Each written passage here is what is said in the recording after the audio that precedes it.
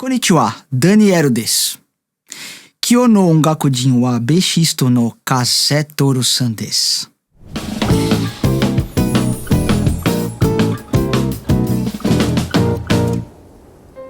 Kase é um grande baixista de jazz e música brasileira aqui do Japão. Participa de vários trabalhos, é baixista da Orquestra de Música Brasileira Mandacarinho, da compositora, arranjadora e regente Minako Yagi, que participou do 7º episódio do Ongakujin. Também teremos a presença do guitarrista Kazuhiko Obata, outro participante do Ongakujin no 12º episódio. Kazé vai interpretar Samba de uma Nota Só, um clássico de Tom Jobim e Newton Mendonça. Para mais informações, links aqui embaixo na descrição. E com você, Kase Toru. Tanoshin kudasai. ベースをやっていますKase Toruと言います。楽器はベースなんですが、音楽は中学高校と、マンドリンを弾いてました。マンドリンを弾いていたんですが、別にプロになるつもりもなく学生生活を終えて、いたところ、知り合いでベースを弾いてる人がいまして、自分が早く辞めたいからエキストラをやってくれという話になって、でそのバイト感覚で、ベースをエキストラでやったのが、プロになるきっかけですかね。それからやっぱりいろんな音楽を聴くようになって音楽の楽しさを知って、現在に至るということですよね。その頃は夜店といって、クラブとかキャバレーとかたくさん仕事場はあったので、そういうところで、仕事を始めて六本木あたりのジャズクラブに出るようになって、スタジオの仕事とかもその頃始めるようになって、現在に至るということですかね。でブラジル音楽の、出会いなんですけど、一番最初に聞いたのは多分学生時代に聞いた、セルジオ・メンデスとブラジル66というバンド、マスキャナダとかそういうものを聞いていたと思います。その頃は別にブラジル音楽をただ聴いていたというだけで、ブラジル音楽を始めたりとか演奏するようなことはなかったんですが、実際自分がジャズクラブとか出るようになって、やっぱりボサノバとかも演奏するようになって、ちょっとブラジル音楽にもちょっと興味が湧いてきたかなという感じですかね。その時にブラジル人でレイラ・マリアという人が、昔いまして、彼女がバンドを作ろうということになって、月に1回か2回ぐらいライブをするんですが、そういうバンドを組んだんですね。その時のメンバーは、スピック&スパンの吉田和夫さん、それとあと、ピアノに二村喜一さん、それからあとギターに片桐幸雄さん、それと、僕の4人で、レイラコンサブダージというバンドで活動していました。世界的に有名な人だったんですが、その人とも共演しましたし、いろんな人と出会いました。レイラのバンドをやっていて、ブラジルに遊びに来ないかという話があったもので、86年かな、初めてブラジルに行きました。その時にはリオのカーニバルとかも、見て、なかなかすごい規模でやっているので、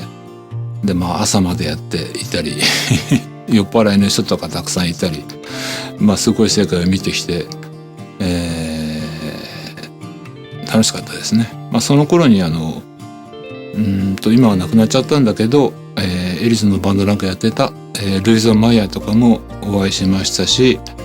今宮古島にいるのかな、ダミオンっていうパーカッションのおじさんとも会ったり、そういう出会いもありました。その時にリオには行ったんだけど、友達にサンパウロの日系人を紹介してもらって、なんでその日系人を紹介してもらったかというと、演歌歌手で、五木ひろしさんっていうのが、アレンジをやっている服部さんのバンドで、ブラジルの日系人のところにコンサートに行くという仕事があって、そのバンドのドラムの方がたまたま僕の知り合いだったもので、行って帰ってきたばっかりだったので、その現地スタッフを、僕に紹介してくれたので、その最初に行った時にリオとサンパウロと2カ所行きました。まあそんなこんなで、ブラジルはなかなか楽しかったですけどね。その頃はまだ車もちょっと古くて、フォルクスワーゲンの昔のフスカと言われる、カブトムシみたいな車がたくさん走ってました。今はそんなことないと思いますが。で、それで85年だったかな。ジャズシンガーで金子晴美さんというシンガーがいて、彼女のアルバムに参加させてもらったんですけど、ボサノバのアルバムで、その時にホベルト・メネスカルが初めて日本に招聘されて、一緒に、レコーディングした覚えがあります。そういうことを経て、ブラジル音楽をたくさんやるようになったんですが、その後小野里さんのバンドも、参加するようになって、出たり入ったりはしたんですけど、2003年ぐらいまで、小野里さんのバンドをやっていました。余談になっちゃうんだけど、一番最初に撮ったデビュー版っていうのがあるんだけど、これは幻の名盤になってしまって、その撮った後に85年に、日航機の事故があって、レーベルがジェットストリームというレーベルだったので、それが発売されることがなく延期になってしまいました。で、その後ミュージックビデオみたいな感じで、そのビデオの音楽として使われて、世には出たんですが、一応そのアルバムにも参加させていただきました。現在は仕事的にはライブハウスをやったり、スタジオの仕事があればやったりという感じで、なかなかコロナで皆さんも、仕事がきついと思いますが、なかなかそういう感じでございますかね。